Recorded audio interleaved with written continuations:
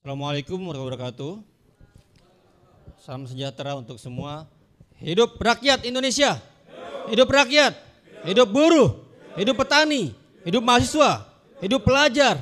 Hidup perempuan yang melawan. Ya, salam kenal, saya Muhammad Isnu dari YLBHI. Akhir-akhir ini kita semakin melihat bahwa negara ini dikelola dengan cara yang semakin tidak mengenal tata cara atau tata negara. Negara dikelola dengan semau-maunya, dengan pendekatan otoritarian yang melindungi kekuasaan-kekuasaan dengan berbagai cara. Mereka menggunakan berbagai pendekatan, berbagai istilah, dan menggunakan hukum sebagai cara untuk memanjangkan kekuasaannya itu. Mereka menerbitkan Perpu Cipta Kerja dengan alasan kegentingan memaksa. Alasannya apa? Alasannya resesi, alasannya kemudian serangan dari Rusia ke Ukraina, kemudian juga alasan-alasan lain-lainnya, padahal semua berbohong. Data Kementerian Keuangan, data para ahli menyebutkan Indonesia justru malah tumbuhnya ke depan positif. Mereka bilang tidak ada waktu, padahal undang-undang ini perbaikannya dibahas lebih dari setahun. Dan sudah banyak pertemuan, sudah ada ahli-ahli yang kemudian dilibatkan. Sudah juga ada banyak kira-kira persiapan satgas-satgasnya gitu. Jadi kegentingan yang memaksa dibuat seolah-olah genting, padahal adalah memaksakan kegentingan. Dan cara-cara seperti ini bukan cara yang sekali, cara yang sudah berulang-ulang. Misalnya revisi undang-undang KPK itu dibuat, diselesaikan dan hanya diproses 12 hari. 6 September diusulkan, 17 September disahkan. Undang-undang MK hanya 7 hari. Apalagi undang-undang Minerba hanya 30 hari. Sedangkan undang-undang masyarakat adat lebih dari 9 tahun tidak maju-maju gitu. Jadi undang-undang hukum dibuat, diciptakan untuk melangkan kekuasaan. Dan bukan hanya periode kedua saja teman-teman. Periode pertama juga sama gitu. Kalau periode kedua lahir Omnibus Law, pelemahan KPK, kemudian Perpu Cipta Kerja, di periode pertama sama juga. Lahir 16 paket kebijakan ekonomi.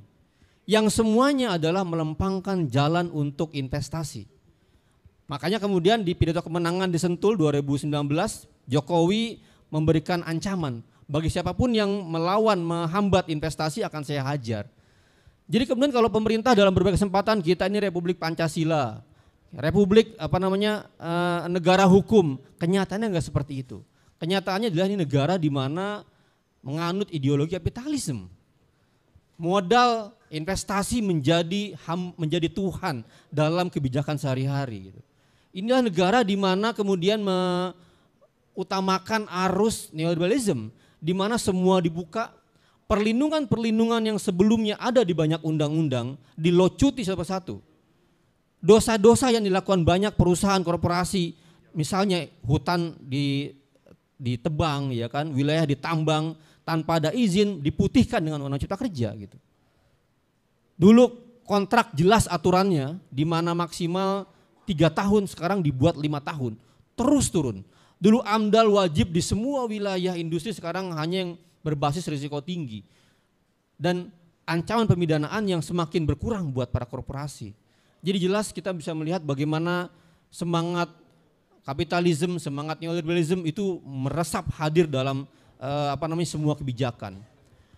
Dan yang disebut oligarki, di mana mereka menguasai banyak aset, menguasai banyak kekayaan negeri ini, sudah kira-kira bertengger, sudah masuk di dalam struktur inti kenegaraan. Kita bisa melihat bagaimana misalnya Satgas Omnibus Law dipimpin langsung bukan oleh pemerintah atau akademisi atau orang yang netral, tapi oleh Ketua Umum Kadin. Anggota-anggota Satgasnya siapa? Ya Kadin, ya Apindo gitu. Teman-teman serikat buruh nggak ada di sana. Teman-teman NGO, aktivis lingkungan nggak ada di sana. Dan ini sedemikian rupa semakin berbahaya, sehingga kemudian kita perlu menunjukkan bahwa rakyat tidak diam. Bahwa buruh tidak diam, masyarakat sipil tidak diam, pelajar, mahasiswa, buruh, tani dan lainnya tidak diam. Kita bisa bergerak, kita bisa melawannya, kita bisa menunjukkan bahwa kedaulatan rakyat itu ada. Bahwa rakyat masih bisa bersatu, rakyat masih bisa bergerak dan menunjukkan kekuatannya. Demikian pengantar mungkin siang hari ini, semoga bisa teman-teman bisa mengeluarkan semua aspirasinya dan menunjukkan bahwa nanti di 12 Februari akan ada aksi yang besar di mana kita semua bisa bersatu di sana. Terima kasih dari saya. Wassalamualaikum warahmatullahi wabarakatuh. Hidup rakyat.